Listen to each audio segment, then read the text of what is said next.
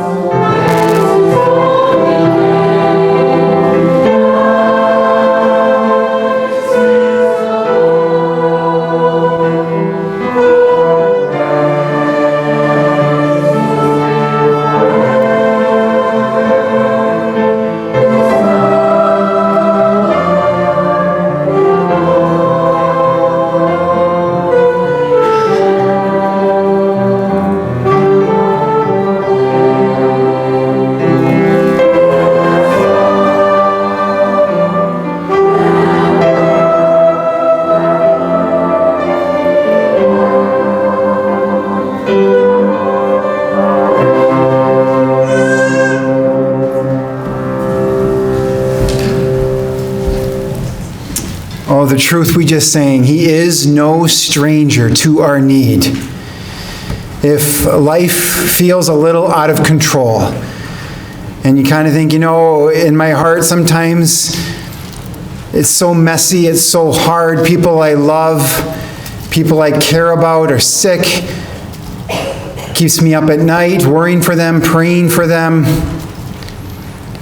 And, sometimes my heart gets so heavy and it doesn't feel very Christmassy. And you think, oh, yes it does. That's what he walked into. He's no stranger to our need. Behold our King who came into our mess. If you got a really big mess on your hands, give Jesus a shot and just see what he might do with it. And let's go wade into the mess together, proclaiming a message of light and hope and peace to a world that desperately needs it. Go in his peace.